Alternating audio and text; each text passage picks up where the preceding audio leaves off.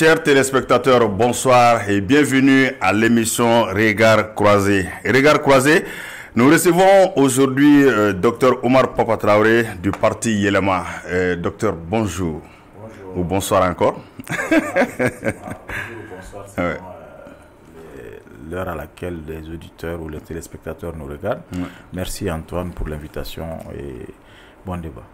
Merci beaucoup. Ensuite, Monsieur Drissa Memeta. Monsieur Drissa Memeta est activiste. Memeta, bonsoir.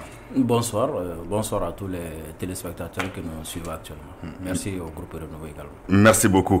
Donc, monsieur, avec vous ce soir, nous allons parcourir l'actualité politique du Mali. Comme vous le savez, vraiment, le marigot politique est tellement agité ces derniers temps qu'il y a tellement de débats, beaucoup d'actions. Donc, la semaine a été très agitée sur le plan politique, comme vous le savez, avec une conférence de presse le samedi passé de plus de 100 partis. Donc, le mercredi passé aussi, le Conseil des ministres, il y a eu l'abrogation de la loi donc, sur la charte des partis politiques. Je vais vers monsieur, disons, docteur Traoré. Donc, quelle analyse faites-vous aujourd'hui de cette semaine très agitée sur le plan politique au Mali? Merci Antoine pour l'invitation encore une fois et merci pour l'opportunité qui nous permet de nous exprimer sur l'actualité de notre pays. Oui. Avant toute analyse, j'aimerais rendre hommage à ces femmes et hommes politiques des partis politiques qui, à visage découvert, se sont engagés dans la politique. Puisque tout simplement, nous sommes dans un pays organisé où les fondements sont la démocratie et l'acquisition du pouvoir se passant par voie des urnes. Et cela a été surtout consigné dans la Constitution comme l'apanage des partis politiques. Et ceux qui ont, à visage découvert, porté un projet de société, décidé de créer des partis politiques, de militer dans les partis politiques pour justement conquérir et exercer éventuellement le pouvoir, c'est des hommes et des femmes de valeur que moi je salue ici, puisqu'il s'agit des citoyens qui, en plus de leurs activités économiques, en plus de leurs engagements sociaux, prennent encore une partie de leur temps pour s'engager dans la politique, pour réfléchir dans les états-majors politiques, pour pouvoir mettre en place des projets de société, les proposer aux populations au moment venu, pour solliciter leur suffrage et éventuellement les représenter soit dans les municipalités, soit au niveau de l'Assemblée, soit même au niveau de la magistrature suprême. Donc ces hommes et ces femmes sont des hommes et des femmes de valeur que moi je salue ici. Après cet hommage? Après cet hommage, bien sûr, l'analyse que moi je fais de la situation actuelle, c'est qu'il ne s'agit pas de questions politiques. Il s'agit plutôt de choix dans la vision de la gestion de l'État. Ceux qui choisissent la démocratie comme mode de gouvernance de l'État et à l'opposé, ceux qui sont antidémocratiques, il faut oser le dire, puisque tout simplement, l'État malien... Antidémocratique même? Mais bien sûr, quand je dis antidémocratique, je ne parle pas de l'État lui-même, mais ceux qui sont en train aujourd'hui de susciter des idées ou des positions à tenir qui veulent pousser l'État dans ce sens-là, ces personnes-là sont en train de promouvoir quelque chose qui est antidémocratique. On ne peut pas dans un État démocratique... Mais vous pensez qu'un parti ou un groupe de partis peut pousser l'État à faire quelque chose qu'il ne veut pas? Non. Tout simplement, je dis tout simplement d'abord l'analyse globale de la situation. Il y a soi-disant des personnes de la société civile qui sont en train de s'organiser pour dire que il faut réformer. Pour ceux qui ont la langue mielleuse, ils disent qu'on veut réformer le multipartisme. Qui a donné ce mandat à qui pour aller réformer le multipartisme? Donc, cette réformation du multipartisme passe par des conditions déjà préétablies logiquement. Il y a des chartes, il y a une charte des partis politiques, il y a une constitution. C'est tout cet ensemble-là qui encadre les réformes. Si réforme il y a, c'est au sein même de ces chartes-là, au sein même de cette constitution qu'on va puiser les lignes qui nous permettent justement de faire des réformes. Donc qu'on ne se trompe pas, il s'agit aujourd'hui d'une vision de l'État démocratique et une autre vision de l'État où les règles, la constitution et tout ce qui nous régisse en amont veulent être bâclés et d'un revers de main pour pouvoir imposer une vision unique et pouvoir imposer un sens unique des choses, et c'est ce que nous n'allons pas accepter. D'accord. Monsieur Mementa, tous les contours de cette relecture de la charte des partis politiques, ça fait quelques mois, beaucoup de partis en groupement avaient envoyé des propositions à l'État. D'autres sont partis de façon solitaire. Ils ont fait des propositions. Donc, depuis ce moment jusque-là, vraiment, la corde est très, très tendue. Et cette semaine même, quelle est votre analyse sur le plan politique? Je vais également rendre hommage à ce vaillant peuple, à ces hommes et ces femmes qui ont toujours répondu à l'appel de la patrie, à l'appel de la nation, à l'appel de l'hymne national, qui ont donné leur sang, leur vie pour assurer aujourd'hui la continuité de ce combat qui est le combat pour la libération du pays, le combat pour instaurer notre souveraineté. Ces hommes et des femmes qui se sont battus sans être dans des fonctions politiques ou quoi que ce soit, ces hommes et ces femmes qui se sont battus sans rien chercher en retour, ces hommes et ces femmes qui continuent de se battre sans être au pouvoir, sans être dans des partis politiques. Il s'agit du citoyen. Certains sont des commerçants, d'autres des transporteurs, d'autres des cultivateurs, d'autres des étudiants, et qui subissent aujourd'hui les méfaits de la mauvaise gouvernance de ces 30 dernières années de gestion. Concernant ma vision de la situation actuelle, surtout la scène politique, je vois l'expression d'une frustration. Donc vous voulez dire que pendant ces 30 ans, ce sont les politiciens qui ont géré le pays? Bon, il y en a qui aiment trop dire, comment dire là, dans la gestion du pays, dire politicien ou pas. Quelqu'un qui gère le pays, il est politique. Ok? Voilà. Je vois l'expression d'une frustration. Le citoyen ne se retrouve plus dans la façon dont fonctionnent les partis politiques, la façon dont même la scène politique fonctionne. Je pense que même certains hommes politiques sont conscients de ça. Raison pour laquelle vous venez de dire qu'il y a des partis politiques qui se sont regroupés pour faire des propositions sur la relecture de la charte des partis politiques. Ça veut dire qu'ils étaient déjà conscients que dans la charte actuelle ou bien dans la charte qui vient d'être abrogée, qu'il y avait des insuffisances qu'il fallait corriger.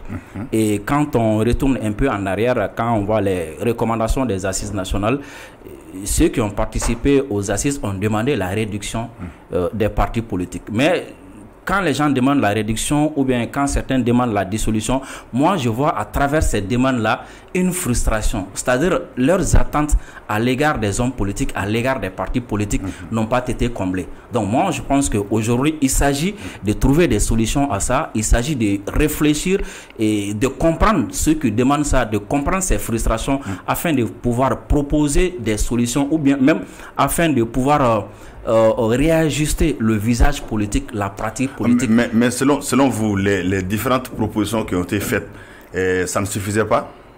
Bon, comme c'est des propositions, et en lisant, moi-même, en lisant les, comment dire là, à travers les points de presse et autres là, je n'ai pas vu des propositions concrètes. J'ai vu des propositions qui reprennent les problèmes, c'est-à-dire oui, nous sommes d'accord pour la réduction du nombre des partis politiques. Mais docteur Traoré dit qu'il y a déjà des cadres établis qui sont là et dans lesquels on peut trouver les moyens pour réformer les choses. Bon, moi je ne suis pas... La constitution, la charte... Oui, la constitution, la charte, je pense que quand on dit...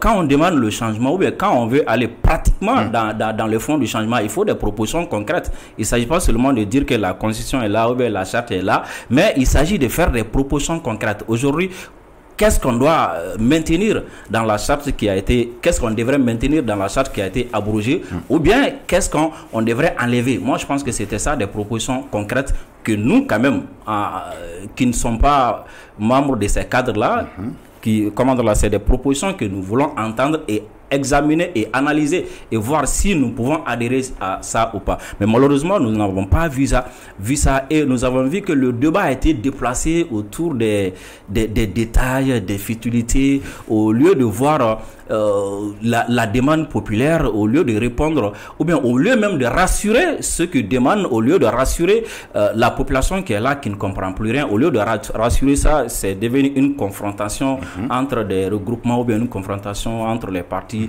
et, et le gouvernement. Et moi, je pense qu'aujourd'hui, cela n'arrange pas et cela n'évolue pas. D'accord. Avant d'aller vers Dr Traoré, il a parlé d'une vision antidémocratique et démocratique. Qu'est-ce que vous pouvez répondre à ça en quelques secondes? Bon, déjà, je ne sais pas c'est quoi une vision démocratique pour lui ou une vision antidémocratique pour lui, mais tout ce que je sais, c'est que c'est eux qui nous disent que dans la démocratie, la liberté d'expression est autorisée, la liberté d'opinion également est autorisée. Donc moi, je me mets à la place du citoyen lambda. J'ai le droit de réclamer un système, ou bien j'ai le droit de réclamer ou même de demander la fin d'un système. Maintenant, c'est au tenant du pouvoir de voir mes demandes qui sont là, de voir comment adapter ça aux lois ou même comment transformer ça en loi ou autre. Docteur Traoré, pensez-vous que la charte qui était là avait des insuffisances?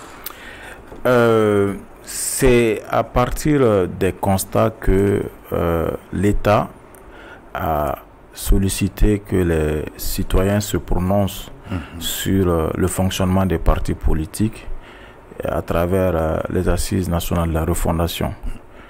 Et les thématiques qui ont été débattues, bien évidemment, il y avait les thématiques liées à la charte des partis politiques. Les citoyens se sont exprimés.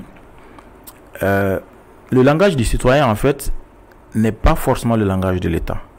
C'est l'État qui prend le langage du citoyen pour essayer de comprendre l'essence de ce langage-là, pour essayer de l'adapter aux lois en vigueur, pour essayer de l'adapter à la morale même de la vie publique, pour ensuite prononcer quelque chose qui convient à un état de droit. Il ne s'agit pas tout simplement de porter tous les messages de tous les citoyens en l'état.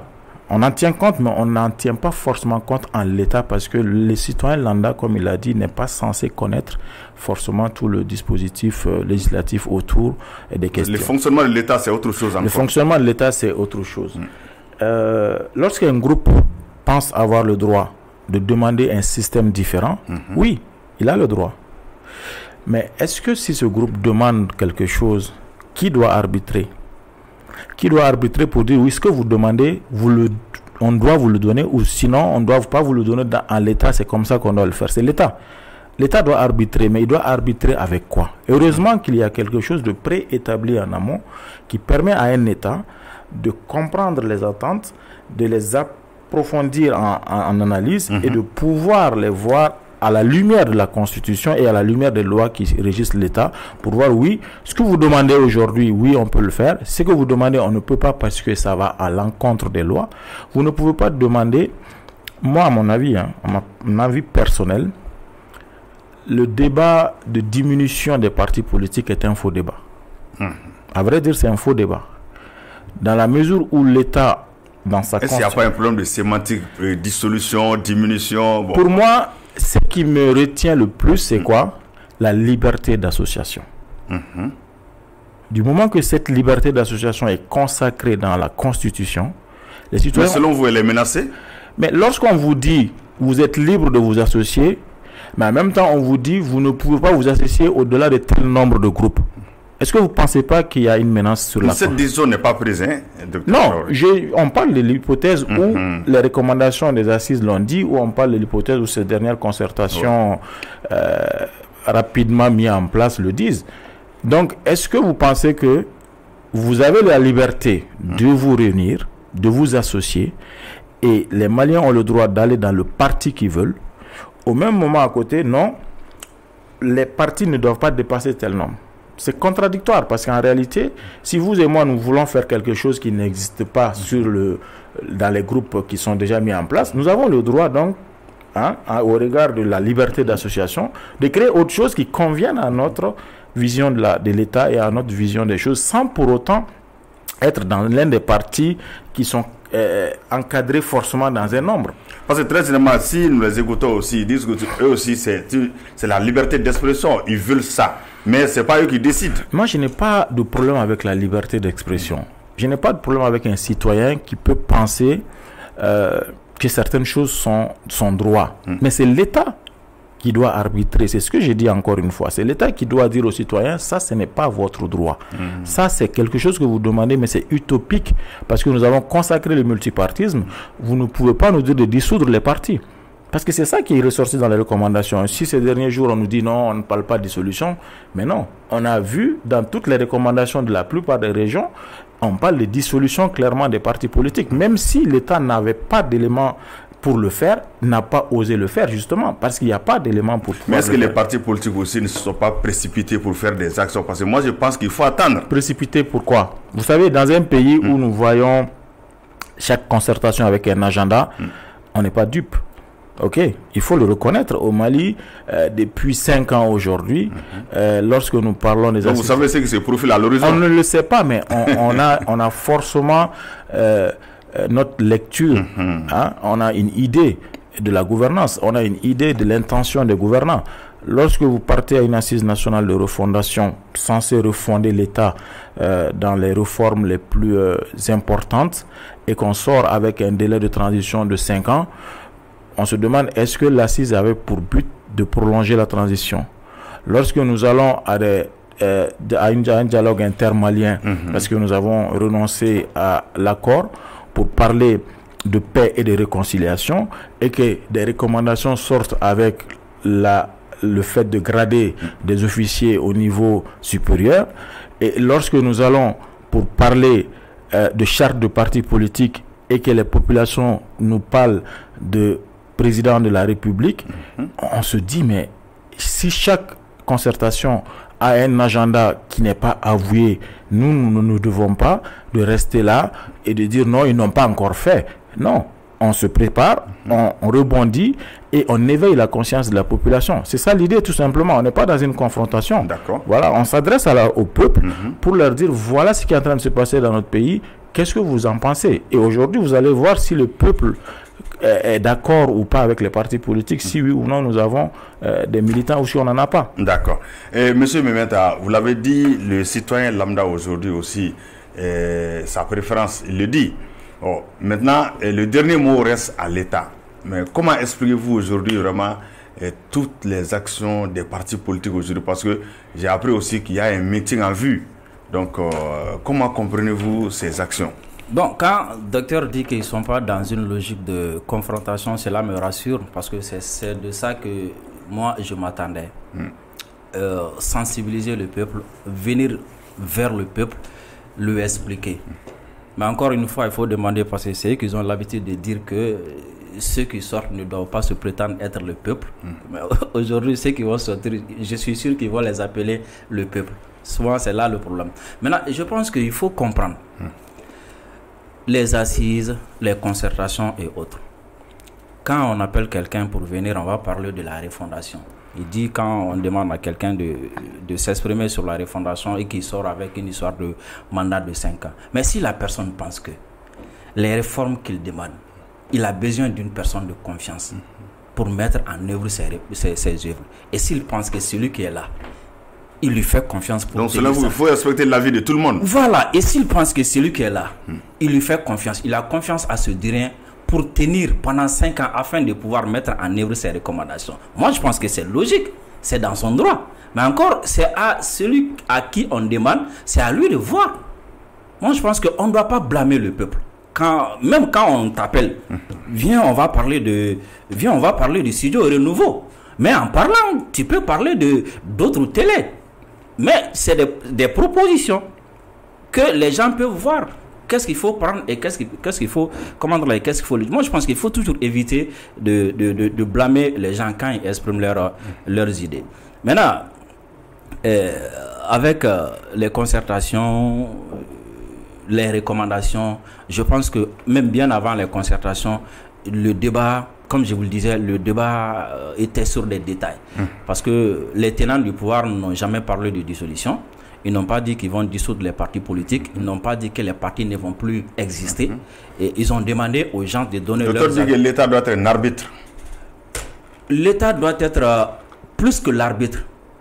L'État doit être plus que l'arbitre. L'État ne doit pas juste laisser les gens jouer. Mais l'État doit faire de telle sorte que le jeu qui est produit profite à tout le monde. Parce qu'un arbitre, il est là, il doit regarder juste les gens jouer. Mais l'État n'est pas juste là pour regarder. Okay.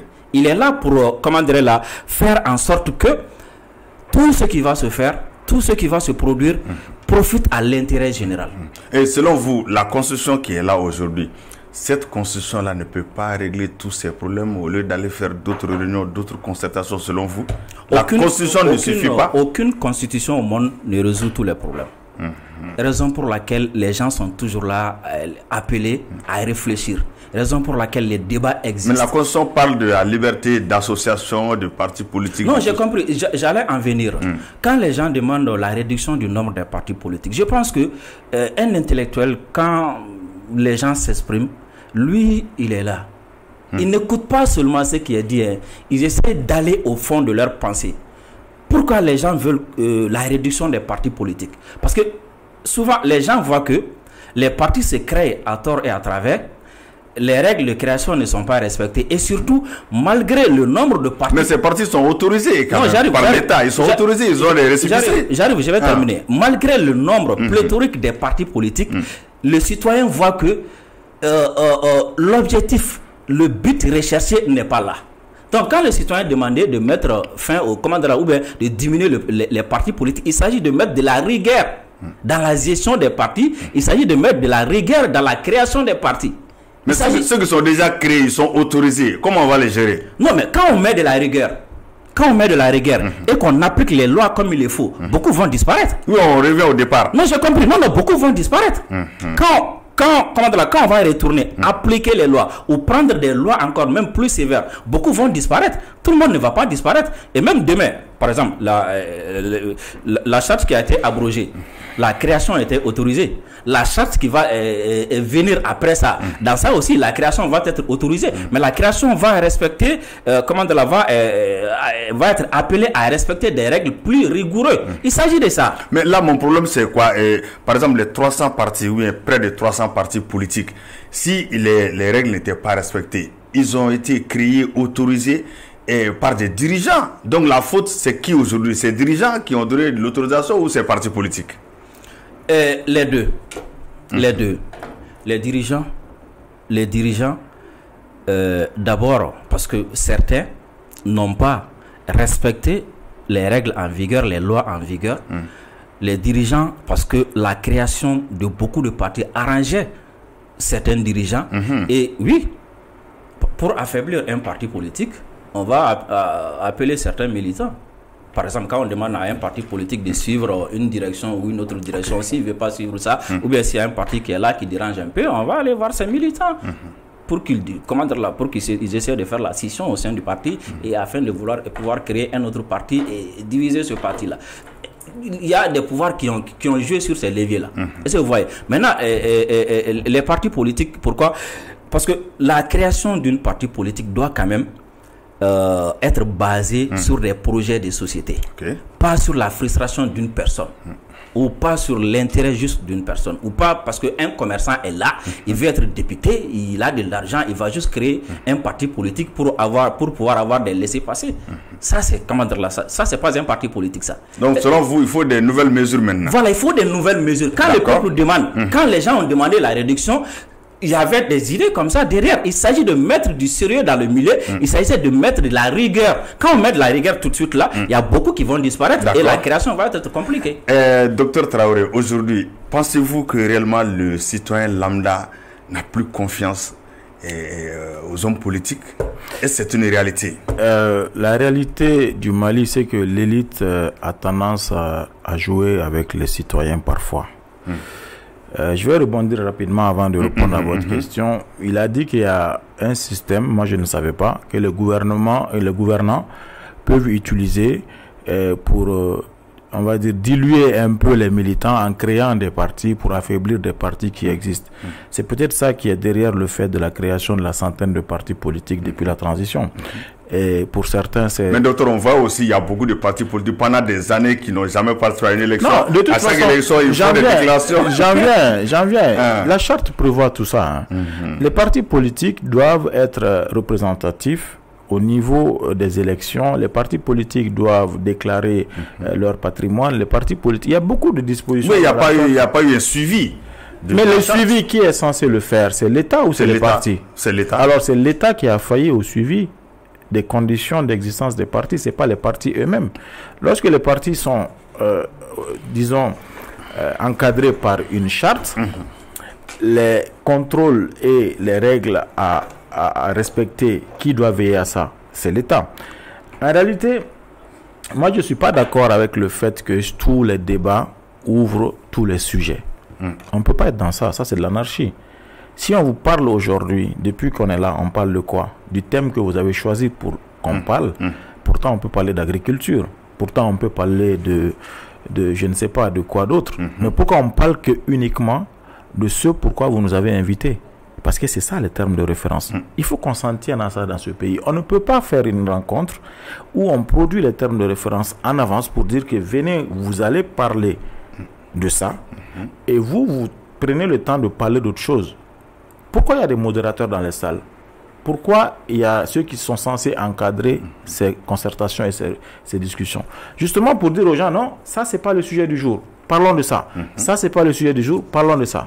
D'accord, si tu tiens quand même à y parler, moi en tant que modérateur, en fonction des termes de référence, ce que tu dis hors sujet n'apparaîtra pas dans les recommandations. Si l'État vous appelle aussi pour des concertations, pourquoi refuser d'aller? Non, c'est pas, il faut pas, si on a une idée de ce qui se prépare pour faire valoir les gens, on n'ira pas, tout simplement. Ça, c'est des choses qui sont claires. Vous voyez, depuis qu'on a commencé cette discussion, on tourne beaucoup en rond. Parce qu'en réalité, il y a quoi qu'on reproche exactement aux partis politiques? Qu'est-ce que les partis politiques ont empêché? Mais allez dire aux concertateurs, je ne veux pas ça, non. Mais c'est un acte démocratique aussi. Comme quoi? Par exemple, ce dont vous n'êtes pas d'accord. Pourquoi vous faites une concertation après avoir concerté le peuple il n'y a pas 2 ans sur une constitution? Vous l'avez fait en 2023, on a voté une nouvelle constitution. Selon vous, une concertation de trop? Non, oui, mais bien sûr. Mais bien sûr. Et surtout pour aller parler de charte de parti pendant qu'on avait demandé aux partis d'envoyer des propositions. On a demandé aux partis d'envoyer des propositions. Les partis ne l'ont pas fait en rang dispersé. Je pense que ça a gêné. Parce que quand on le fait en rang dispersé, ce qui va se passer... D'autres sont partis de façon... Ce qui va se passer, la majorité des partis se sont mis ensemble pour produire et on va dire mettre ensemble leurs propositions et les envoyer à l'État. Alors qu'en général, qu'est-ce qui se passe? Lorsque les partis viennent en rang dispersé, on va dire certains partis ont dit ci, certains partis ont dit ça. Mais puisqu'on a tous dit ensemble nos propositions, finalement, c'était des propositions qui pouvaient assainir le climat ou encore la gestion des partis. Mais beaucoup disent aussi qu'il y a 104 partis, je l'ai dit, mais 105 partis, mais encore il y a 200 autres partis. Donc même si on faisait un vote démocratique, bon, moi je voudrais tout simplement qu'on me dise qu'est-ce que les partis, qu'est-ce qu'on reproche aux partis politiques. Est-ce qu'aujourd'hui, les partis politiques empêchent l'État de fonctionner? Est-ce que les partis politiques nuisent au fonctionnement de l'État aujourd'hui? C'était pas mieux d'aller dire ça aux concertations? Non, les concertations dont on connaît les dessins en avance, on n'ira pas. Ça c'est clair, on l'a dit, pourquoi on n'y va pas. On ne se cache pas, nous. On dit pourquoi on ne va pas aux concertations. On l'a dit, on a assumé. Voilà. Moi, je vous dis tout simplement qu'on me dise aujourd'hui ceux qui sont à l'instar de... Ce qu'on reproche aux partis. Ce qu'on reproche aux partis. Qu'est-ce que les partis empêchent à qui? Est-ce que les partis empêchent aujourd'hui l'État de fonctionner?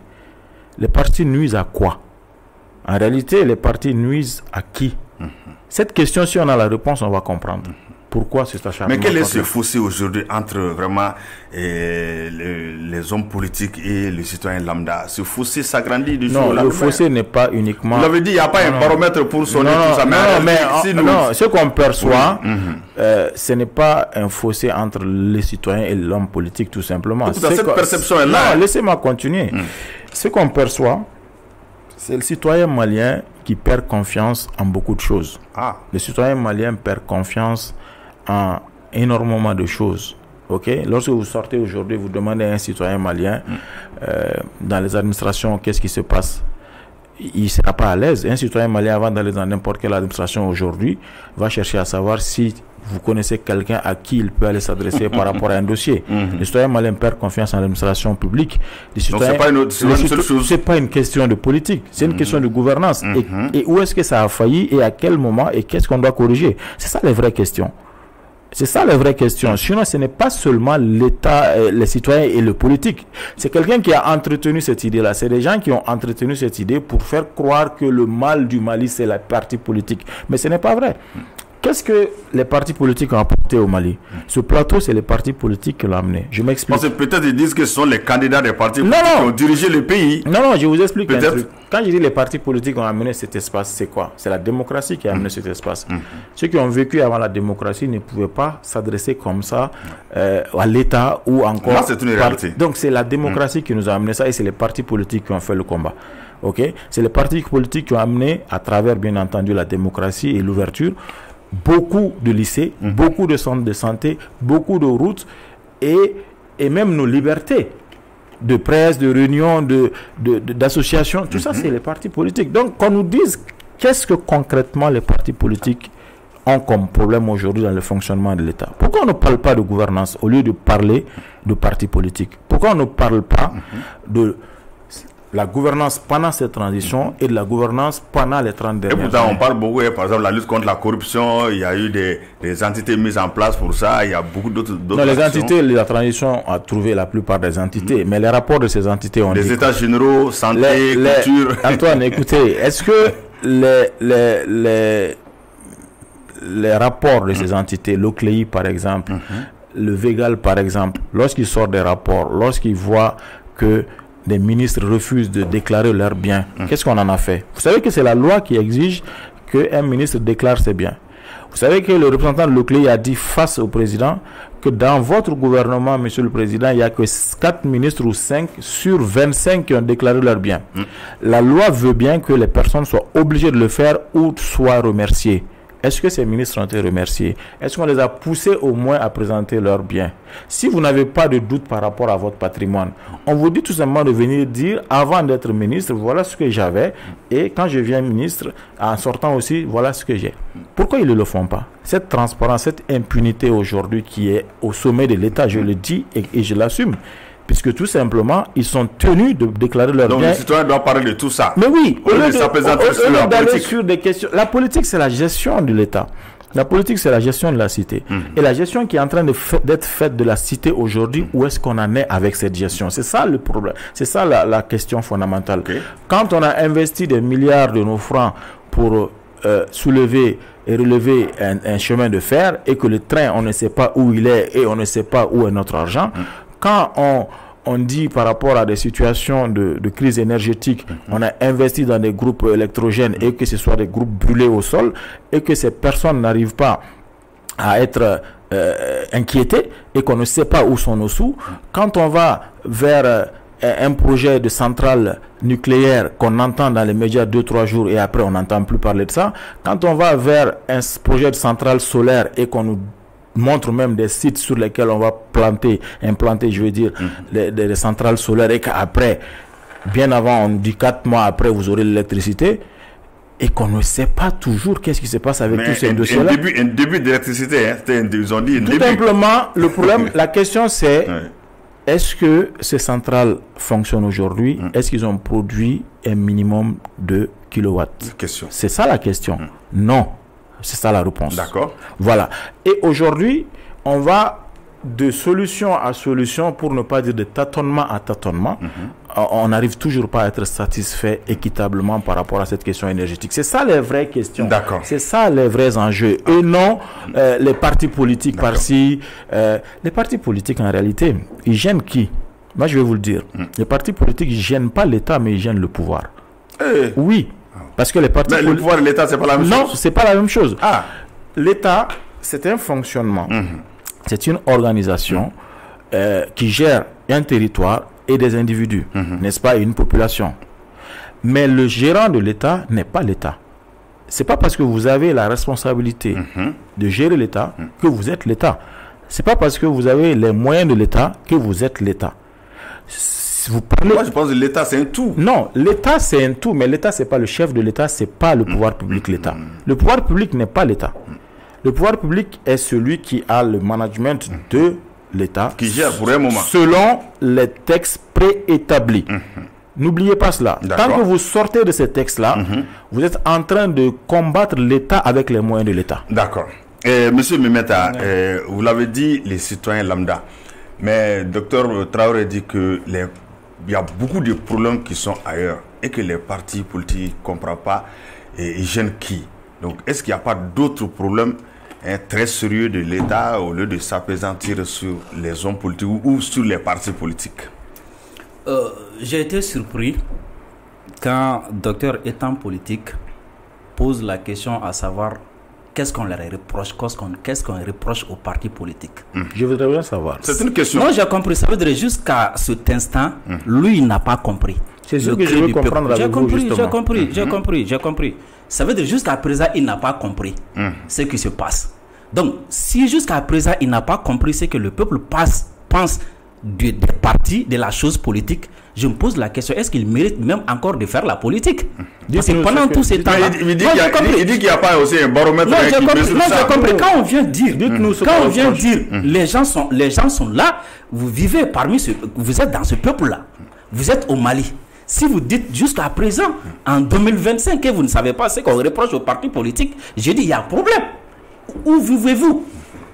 Vous êtes dans quelle société? Mais dites-nous c'est quoi? Vous savez, dites-nous tout simplement. Tout simplement parce que vous êtes le contraire de ce que vous prétendez et vous faites le contraire de ce que vous dites. Mais expliquez-nous. Je vais expliquer. Ça, c'est les déclarations. Dites-nous. Vous venez de dire tout à l'heure que lorsqu'on a un sujet, on ne doit pas sortir du sujet. Vous avez même pris l'exemple sur le débat. Quand le débat, c'est sur la charte.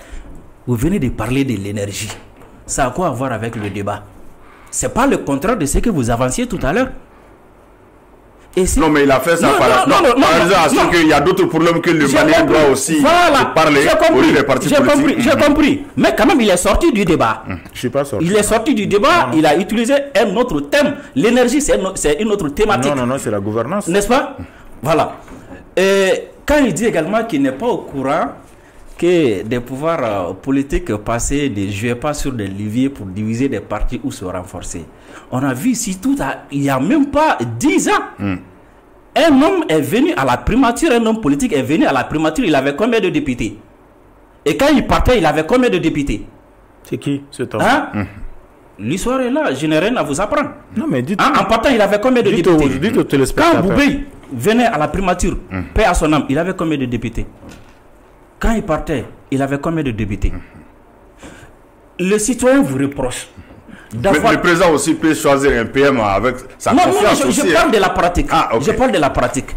Le citoyen vous reproche d'avoir signé un accord, soi-disant d'Alger, qui divise le Mali.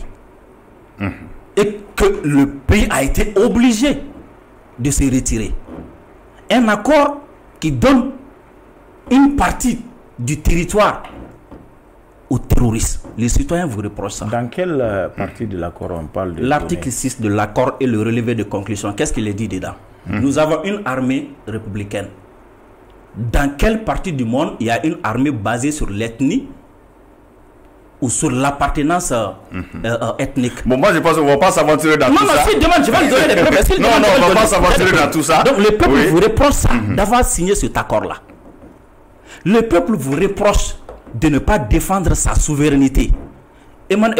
François Hollande l'a dit en 2013 que sur les élections au Mali, il sera intraitable. Ça veut dire quoi? Le peuple vous reproche de ne pas vous battre pour, pour sa souveraineté. Et le peuple, même l'énergie que vous venez d'évoquer, le peuple vous reproche quoi? Chez les autres, ils ont fait des prévisions sur 30 ans, sur 40 ans. Vous avez fait quelles prévisions pour le Mali? Est-ce que si vous aviez bien travaillé 20 ans auparavant, avec des techniques bien précises, pour chercher à savoir en 2025 quelle sera la population du Mali, il faut quel genre d'énergie pour le Mali, pour les Maliens, est-ce qu'on allait tomber dans ce problème-là? Mais 30 ans de démocratie aussi, vraiment dans l'histoire aussi, c'est peu. Non, j'ai compris, il veut savoir ce que le peuple les reproche. C'est ce que je suis en train de dire. Je veux dire seulement, en 30 ans de démocratie, on ne peut pas tout faire aussi. J'ai compris, il a demandé ce que le peuple les reproche. Comme il ne sait pas, je suis en train de lui dire, le peuple vous reproche de vous servir de la Constitution quand ça vous arrange, et de vous servir des lois de la Constitution quand ça ne vous arrange pas. Les partis politiques? Comment ça me dit avec des exemples? Je suis en train de donner des preuves, non? Non. La Constitution demande quoi? La Constitution demande quoi? Lorsqu'un rebelle ou un terroriste prend des armes contre le pays, est-ce que la Constitution demande la négociation? Est-ce que c'est ce que la Constitution demande? Mais vous, votre parti, le commander là. Mais dans la gestion aussi de l'État, même si nous voyons les grands conflits dans le monde, tout se termine par des négociations. J'ai compris. Même la Première Guerre mondiale, la Deuxième Guerre mondiale, ça se termine par des négociations. Je suis dans la Constitution d'abord, avant de sortir de la Constitution. Est-ce qu'on peut prétendre être le grand défenseur de la Constitution, demander à ce qu'on ne viole un iota de la Constitution et venir réclamer à ce qu'on aille négocier avec les terroristes? Est-ce que c'est resté dans la Constitution? Et même pendant que l'armée est en train de prendre l'ascendant sur ces terroristes, c'est ce que le peuple ne comprend pas. Le peuple ne comprend pas que pendant 30 ans de gestion, et que le Mali n'occupe pas aujourd'hui un bon rang dans le classement des pays même développés en Afrique. Les 30 ans de gestion là nous a classés, nous sommes dans quelle catégorie aujourd'hui? C'est ce que le peuple vous reproche. Construire des écoles, oui, mais pour quel niveau? Mais le peuple vous reproche d'avoir... Les pas du développement sont aussi là, hein? J'ai compris. Le développement, c'est ça. J'ai compris. Comme il dit que c'est que le peuple leur reproche, quoi. Le peuple vous reproche... Donc tout ça, c'est la faute des partis politiques. Le peuple vous reproche d'avoir construit des maisons pour servir d'hôpitaux et de ne les pas avoir équipés. Les gens se plaignaient ici pour des simples dialyses. C'était comme du luxe pour le Malien. À quoi ça sert à quoi d'avoir une école s'il n'y a pas une éducation de qualité, il n'y a pas des enseignants dedans? Vous quittez Bamako, vous allez dans au niveau de l'école, au niveau de la santé, on ne peut pas dire aussi qu'on n'a rien fait. Je n'ai pas dit qu'on n'a rien fait, mais on dit pour savoir qui tu es réellement, souvent il faut regarder les autres. Par rapport aux autres, on est où par rapport aux autres? Est-ce que notre éducation, si c'est ce qu'eux peuvent nous donner, est-ce qu'aujourd'hui notre éducation est classée dans quelle catégorie parmi les pays africains? Notre armée, avec quelle catégorie parmi les armées africaines? Il ne s'agit pas seulement de dire j'ai créé des écoles, il ne s'agit pas seulement de dire j'ai acheté des armes, mais il faut dire l'école que tu as construite, on a travaillé dedans comment? Ce que j'allais dire tout à l'heure, il y a des écoles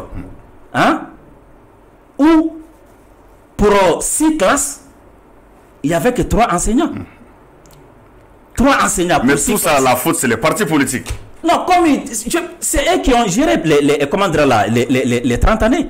Ils vont parler de ATT. Quand ATT voulait venir au pouvoir, il a fait quoi? Il s'est rallié au parti politique, non? Pour venir. Qui était, qui gérait l'Assemblée? Qui gérait la primature et autres là? C'était eux, non? Donc, moi, je pense que, comme vous l'avez dit au début du débat, que votre rôle, c'est de sensibiliser le peuple. Ce que le peuple n'a pas compris, expliquez ça au peuple.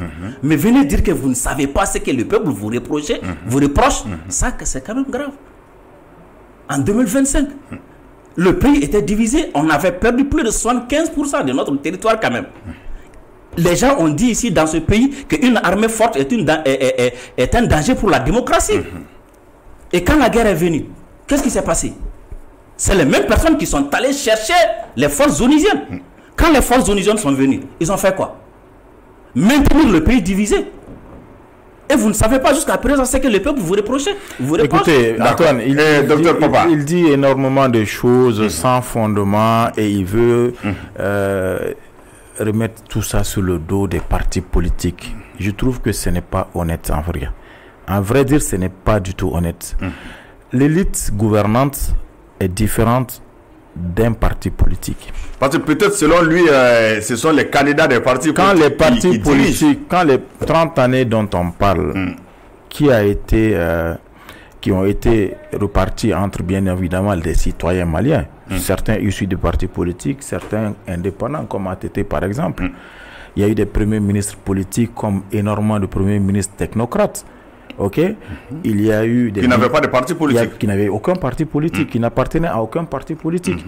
Il y a eu des militaires au niveau de l'administration territoriale. Il y a indépendants portés par des partis politiques. Non, c'est pas la question. La question, il faut qu'on arrête de diviser les Maliens entre celui-là, il est parti politique, celui-là, il n'est pas parti politique, celui-là, il est ci, il est ça.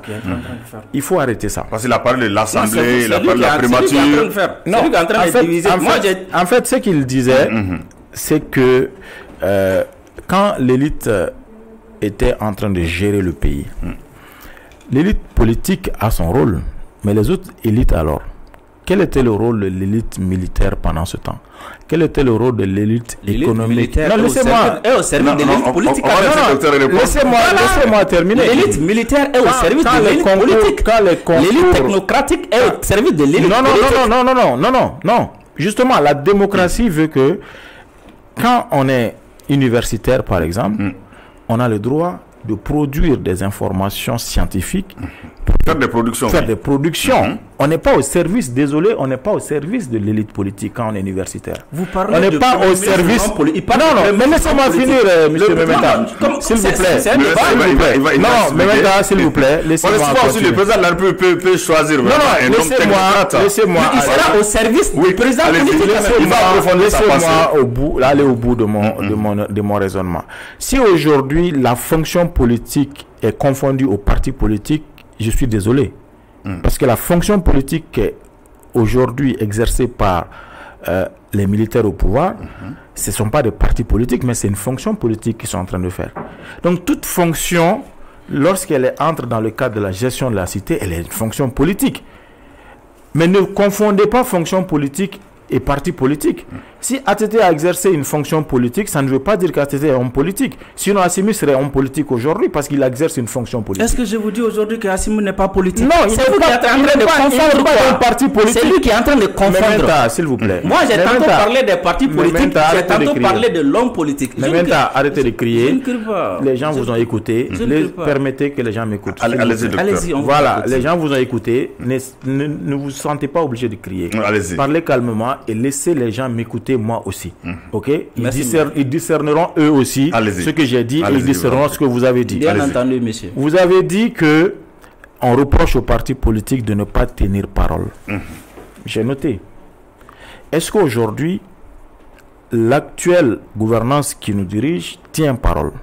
Lorsque on vient dire on va faire une transition civile et qu'on finit par la transformer en transition militaire, lorsqu'on donne un délai de 18 mois et qu'on finit par la prolonger de 24 mois, et lorsqu'au bout des 24 mois, on finit par dire un léger report, et le léger report a tendance, si on s'en tient à des concertations, qui va accoucher d'un mandat de 5 ans. C'est dans une situation exceptionnelle, hein? Arrêtez. Quelle situation exceptionnelle?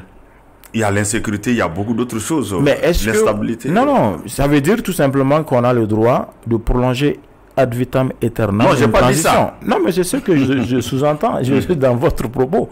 Est-ce que nous ne devons pas organiser l'État selon la Constitution? Est-ce que si vous devenez président après la transition, vous n'êtes pas un Malien? Est-ce que vous n'êtes pas amoureux de ce pays? Est-ce que vous n'allez pas travailler pour le Mali? Qu'on arrête de nous faire croire que ceux qui sont là aujourd'hui sont les seuls Maliens qui aiment le Mali. Ceux qui viendront après la transition, c'est aussi des Maliens. D'accord? C'est aussi des Maliens, c'est des personnes qui vont également aimer ce pays et se donner comme ils peuvent pour diriger ce pays-là. Moi, je pense que les 5 années, ce n'est pas 5 jours. Cette transition nous dirige depuis 5 ans. Ok? Et depuis 5 ans, qu'est-ce que nous constatons? nous constatons énormément de pratiques qu'on reprochait à la gestion des partis politiques. Les mêmes pratiques, pour ne pas dire pire. Aujourd'hui, qui est en prison jugé pour une question de corruption? Celui qui a vendu des groupes frélatés, il est où aujourd'hui? Les 2 milliards de la CMDT, qui est inquiété aujourd'hui par rapport à ça? Notre train où on a dit 16 ou 13 milliards, je ne me rappelle plus, injecté, le train il est où? L'argent il est où? Donc aujourd'hui, c'est les vraies questions existentielles. Tant qu'on n'arrive pas à démontrer que les vrais problèmes du Mali seront résolus lorsqu'on va dissoudre les partis politiques, on fait du dilatoire. Lorsqu'on n'arrive pas à dire aux gens que lorsqu'on va diminuer le nombre des partis politiques, cela va régler notre problème énergétique, cela va nous donner des routes, on est en train de faire du dilatoire. On va aller vers les dernières questions. Le technicien me fait signe, me met à pour sortir de ce studio de renouveau aujourd'hui. En réalité, l'accord est tendu et le Mali est un pays fragile. Il faut faire extrêmement attention. Chacun doit jouer sa partition. Aujourd'hui, qu'est-ce que vous pouvez dire aux Maliens aujourd'hui au sortir de ce débat-là? Déjà, il demande de lui dire... On va aller en une minute. Non, je comprends. En une minute, il demande de lui dire ce que le peuple lui reproche. Je lui dis ça. Il dit que non, les autorités aussi en place font ça. Mais il n'a pas dit qu'eux, ils ne font pas ça. Donc, ça veut dire qu'il est d'accord. On va remettre ça à un autre débat. Il est d'accord que le porte-parole... Il est d'accord. J'ai dit que vous avez fait des déclarations sans fondement. On va mettre ça à un autre débat. Vous n'êtes pas le représentant du peuple pour venir me dire voilà ce que le peuple... Permettez, Antoine, le peuple ne l'a pas mandaté pour venir porter son message. C'est pourquoi ce qu'il a dit, j'ai dit c'est des déclarations sans fondement. D'accord. Donc j'ai répondu bien sûr. Pour laquelle j'ai dit que ils ne font pas ce qu'ils disent. Et raison, il m'a dit de votre mot pour le peuple malien. Votre mot pour le peuple malien. Comment dire là?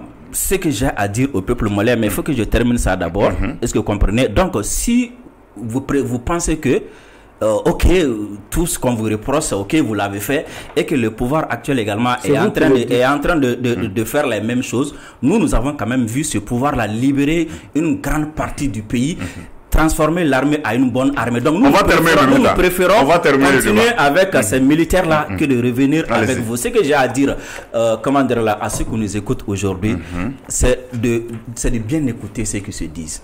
C'est de bien analyser ce qu'ils se disent. Il ne s'agit pas seulement d'écouter les gens pour les écouter. Il s'agit de voir le Mali d'hier, comparer ça au Mali d'aujourd'hui. Est-ce que nous sommes en train de bouger? Est-ce que nous ne sommes pas en train de bouger? Si nous sommes en train de bouger, qu'est-ce qu'il faut faire pour maintenir ça? Et si nous ne sommes pas en train de bouger, qu'est-ce qu'il faut faire pour que ça change? Et tous ces bruits-là, j'ai également à dire aux hommes politiques, ils ont intérêt à écouter. S'ils veulent qu'ils nous appellent peuple, s'ils ne veulent pas qu'ils nous appellent même pas peuple, s'ils veulent qu'ils ne nous considèrent même pas comme des Maliens, mais ils ont intérêt à écouter ceux qui parlent, ceux qui revendiquent, ceux qui sont frustrés. C'est bien pour eux, sinon ils vont disparaître. Pas de problème. Docteur, on va sortir. Donc, qu'est-ce que vous avez à dire au peuple malien aujourd'hui? Parce qu'aujourd'hui, l'accord est tellement tendu, le Mali, avec cette fragilité, vraiment, il faut que chacun essaie de voir un peu, sinon ça peut être grave. Vous savez, le peuple, les partis politiques ont une grande considération pour le peuple. C'est pourquoi, même si nous ne participons pas à certaines... on n'a pas... Par exemple, certains partis politiques n'étaient pas favorables à cette constitution, mais quand le peuple l'a voté, à 97%, les partis l'ont salué. D'accord. Vous avez vu des partis qui n'ont pas dit oui. Mais pourtant, on dit aujourd'hui c'est une loi fondamentale, un référendum qu'il a voté, fait force de loi aujourd'hui sur le Mali. Si nous avons une constitution fraîchement votée, restons dans cette constitution pour éclairer nos décisions. Tout simplement. Donc, pour vous dire que nous avons une grande considération pour le peuple. Mais votre mot pour apaiser la situation aujourd'hui? Pour qu'on apaise, justement, il faut qu'on reste légaliste. Vous ne pouvez pas laisser une constitution et vouloir tracer des chemins différents qui ne seront pas constitutionnels. C'est ça la problématique aujourd'hui. On pouvait choisir un État différent. Parce qu'il y a d'autres actions prévues, donc vraiment, non. On ne sait pas où ça peut aller. Non, en réalité, moi je veux que les gens soient calmes et qu'ils ne considèrent pas ces meetings-là comme des confrontations ou d'autres situations de provocation. Non, c'est un droit constitutionnel pour des citoyens qui ont envie de dire quelque chose, d'organiser une rencontre et d'aller dire ce qu'ils pensent, tout simplement. Donc, qu'on ne fasse pas peur aux gens comme s'il s'agissait d'un affrontement ou d'une confrontation. Le Mali d'hier et d'aujourd'hui, parlons-en. Le Mali d'hier, c'est l'électricité qu'on avait. Le Mali d'aujourd'hui, on n'a pas d'électricité. Le Mali d'hier, c'était des entrepreneurs qui fleurissaient. Aujourd'hui, c'est des boîtes qui sont fermées. Le Mali d'hier, on parle de sécurité. Votre mot de sortie. Moi, mon mot de sortie, tout simplement, la vertu, la morale est la seule issue pour nous. On ne peut pas jouer avec les cerveaux des gens. On ne peut pas prétendre être républicain, démocrate, parce que c'est ça la constitution. Donc tout le Mali est géré par la démocratie républicaine. On ne peut pas venir dire on veut un président de la République, alors que la Constitution dit que le président de la République est élu tout au cela, suffrage. Tout cela reste dans le cadre des propositions. Non. Voilà. Écoutez, 190 de la Constitution. je parle à des gens qui ont dit ça. D'accord. Ils défendent cela, donc je veux lui dire d'arrêter de dire cela. Parce que la Constitution dit que le président de la République est élu au suffrage universel. D'accord. Le pouvoir appartient au peuple et il l'exerce à travers les élections. Dit quoi dans l'article 190? On va sortir 2 secondes. Donc moi je vous remercie pour l'invitation. Merci beaucoup. Et je voudrais qu'on revienne à la raison et qu'on reste légaliste. Et c'est seulement comme ça que le pays peut avancer. Merci beaucoup. Donc mesdames et messieurs, merci bien de nous avoir suivis. Donc on était aujourd'hui dans Regard Croisé avec Dr Oumar Papa Traoré du parti Yelema et monsieur Drissa Memeta, activiste. Donc à la réalisation Bintou Napo, au son et Fousseinou Dao à la réalisation Draman Kone. Donc nous vous donnons rendez-vous pour un autre numéro de Regard Croisé. D'ici là, restez branchés sur Renouveau TV et Renouveau FM. Merci et à très bientôt.